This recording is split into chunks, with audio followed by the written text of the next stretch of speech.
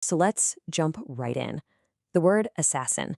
I mean, you've heard it a million times, right? Video games, movies, these shadowy killers in hoods. But what if I told you the real story of their founder? This guy, Hassani Sabbah, is way more interesting and a lot more complex than any fiction. So, on the one hand, you've got the legend, the secret cult leader, the old man of the mountain, using drugs and promises of paradise to control his killers. It's wild stuff. But then you look at the history, and a totally different picture emerges. A revolutionary state builder, a brilliant thinker and strategist, a guy who lived this super strict scholarly life. It's like two different people. So what gives? Who was the real Hassani Sabab? All right, so to figure this out, we've got to go back to the beginning. And his story doesn't start in some dark, spooky fortress. Nope, it starts in a classroom. Okay, so Hassan was born in Persia into a pretty standard Shia Muslim family. But this guy was a thinker, always questioning. By the time he was 17, after a bunch of debates, he actually converts to a different, minority branch of Shia Islam called Ismailism. His search for knowledge eventually takes him all the way to Cairo, which was like the capital of the Ismaili world at the time. But he doesn't stay long. He gets into a huge political fight with the big boss there, the vizier, and gets himself exiled. And this is the turning point. For the next 9 years, he travels all over Persia. He's officially a missionary, but really, he's doing reconnaissance. He's sizing up the ruling Seljuk Empire, looking for cracks in their armor. So after all those years of planning, Hassan finds his base of operations, and it's a doozy. The fortress of Alamut. They called it the Eagle's Nest for a reason. It was this insane, practically untouchable fortress high up in the mountains. Taking it with an army? Forget it. It was going to take something else entirely, something brilliant. And how he did it is it's pure genius. He didn't storm the gates. No, he plays the long game. First, he sends his people into the villages all around the castle, converting the locals to his cause. Then, he waltzes in disguise, pretending to be a kid's school teacher. I mean, you can't make this stuff up.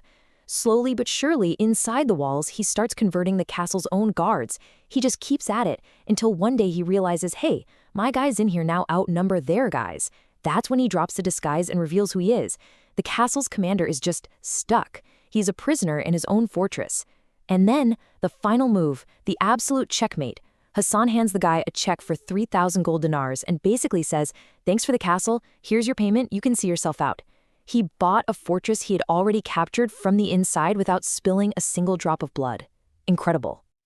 Okay, so he's got his fortress, he's got his base. But just as he's getting set up, a huge crisis hits back in Cairo. It's a crisis that's going to tear the whole Ismaili community apart and force Hassan to make a choice that changes everything. Right, so here's what went down. The head of the Ismailis, the Imam, dies in Cairo.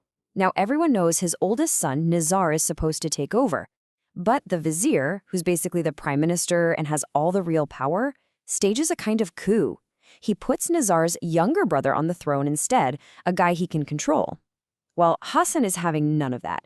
He had backed Nizar from the start, so he just cuts ties. He completely breaks away from the leadership in Cairo and declares that his followers in Persia are now their own independent state, the Nizari Ismailis, loyal only to the true, now imprisoned Imam, Nizar. So think about it. Hassan is leading this new, small state right in the middle of the giant Seljuk Empire. He knows he can't fight their army head-on. That would be suicide. So what does he do? He gets smart. He builds what you could call a kingdom of castles. He takes over a whole network of fortresses in the mountains. Each castle was like its own little self-sufficient island, a safe zone. This created a totally new kind of state. It wasn't one big piece of land, but a bunch of connected strongholds. It was a nation hiding in plain sight, and it became a safe haven for anyone trying to escape the Seljuks. But that's the big question, isn't it? How does this little network of castles possibly survive against a massive empire? Well, Hassan had two secret weapons. One was an idea, and the other was a dagger. First up, the idea. It was a doctrine called Talem. Basically, Hassan's argument was this. Look, the world is confusing. Everyone has a different opinion. Your own brain can only get you so far. To find real, actual truth, you need a special, divinely guided teacher. And who is that teacher? The Imam. This was a game changer. It created this powerful sense of unity and an absolutely unshakable loyalty in his followers. They weren't just following a leader, they were following the one true source of knowledge.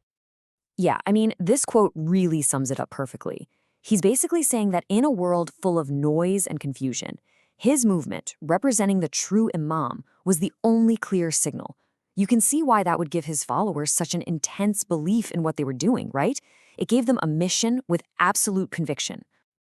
All right, so that was the doctrine. The second weapon, as I said, was the dagger. Since they couldn't fight a normal war, Hassan created something new, small teams of elite commandos. They were called the Fedayeen, which means those who sacrificed themselves. Now, it's super important to understand, this wasn't just random violence. This was surgical. It was psychological warfare. The Fedayeen didn't attack armies or cities. They went after very specific people. The top generals, the key government ministers, the glue holding the Seljuk Empire together. In fact, their very first major target was a guy named Nizam al-Mulk, the most powerful man in the entire empire. The whole point was to cut the head off the snake, to create fear and chaos right at the top, all without having to fight a huge bloody war.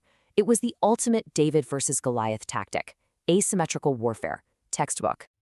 Okay, so let's pause. We've got this picture of a brilliant political strategist, a deep religious thinker. So how in the world did that guy turn into the legend we all know, the drug-crazed cult leader? Where did that story come from? Well, the reality of his life couldn't be more different from the myth.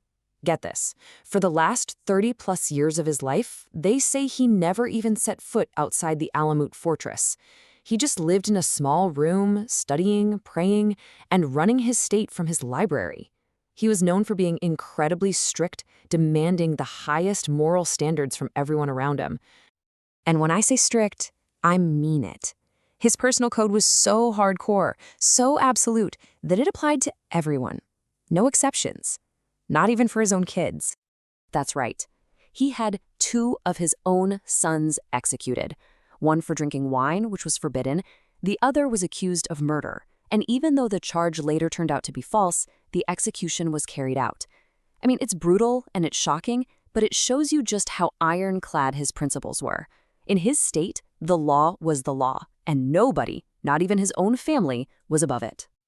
So where did the crazy stories come from? Well, they were basically a smear campaign.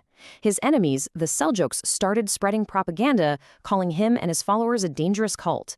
Then you have the European Crusaders, who heard these wild rumors and brought them back home as campfire tales. And the nail in the coffin was Marco Polo. He wrote this incredibly sensational story, which he heard second or third hand, by the way, about a secret garden of paradise used to trick recruits. Total fantasy. And even the word assassin itself probably just comes from a misunderstanding of a derogatory Arabic name, Hashashin, which was an insult, but almost certainly had nothing to do with hashish.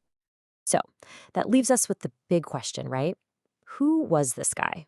A terrorist? A religious visionary? A freedom fighter? It's so complicated.